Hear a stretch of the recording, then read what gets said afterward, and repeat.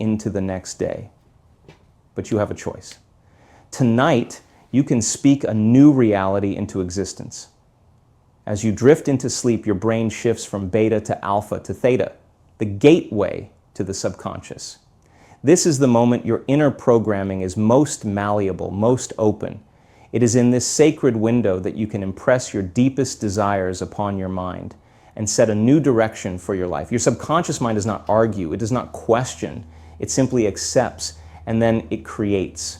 If you say, I am not enough, it will confirm that belief with every experience. So you see what he's saying? The subconscious mind is not going to argue with you. It's not there to argue with you. It's just going to accept what you put in there, what you plant in that soil. It just is not there to doubt and say that this is good or this is bad. It's just going to accept whatever that you're going to plant and then let it grow, basically let it feed back to you, and then you take it from there. But it's not going to argue with you at all. Okay? If you say, I am abundant, it will begin to pull the strings of reality to reflect that truth. The thoughts you repeat become your mental grooves. Just like a song stuck on repeat, the deeper the groove, the more automatic the track. But you can compose a new melody starting tonight. You can condition your mind to expect success, to notice opportunity, to attract peace, prosperity, and purpose. This isn't spiritual fluff, it's neuroscience. Your brain has a built-in filter called the reticular activating system. It shapes your perception of reality based on what you believe. If you believe you're limited, it blocks out evidence to the contrary.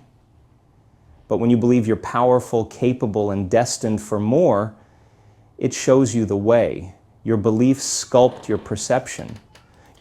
So yeah, you see what he's saying? He's saying so once it gets in the subconscious mind, it's going to find evidence to show you that you're trash. And if you say that you're great, it's going to find evidence to show you that you're great. Mm-hmm. Shapes your actions. Your actions create your life. And it all starts with self-talk, but not the kind that reacts to the world around you, the kind that creates it. You're not just thinking random thoughts, you're programming a system. Every word you whisper to yourself becomes a line of code in the operating system of your reality. And the most powerful language of all, the language of your future self. Not, I hope I get there, not one day I'll have it, but I am there. I have it now. I am that version of me already. This isn't pretending. This is alignment. This is quantum truth.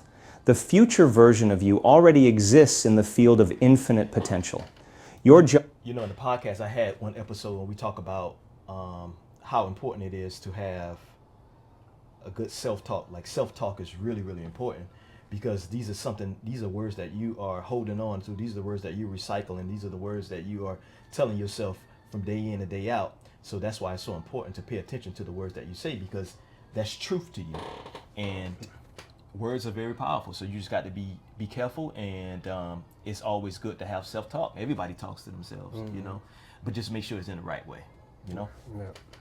So that's basically what he's saying. Is to embody that version now through thought, emotion, and repetition until your current reality catches up. Most people live on autopilot, addicted to familiar emotions, unconsciously recreating the past in an endless loop. But you don't have to. You can interrupt the pattern, you can install a new one. Start tonight. Stop feeding your mind the same tired story. Speak a new one. Not tomorrow, not next week. Now, before you fall asleep, whisper a better truth. Tell your subconscious who you are becoming, and it will move heaven and earth to make it real. Because once you change the story, you change the chemistry, you change the brain, you change the life. And the universe, it listens. It's not enough to simply change your words. You must change the feeling behind them.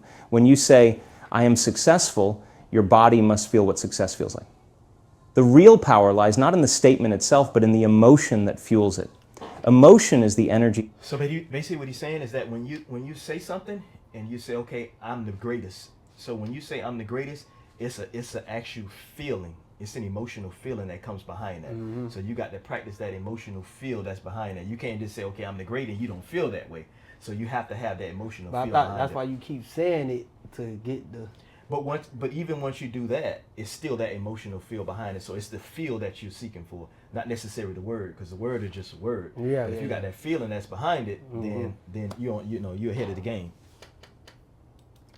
charges your words and convinces your subconscious mind that they're true.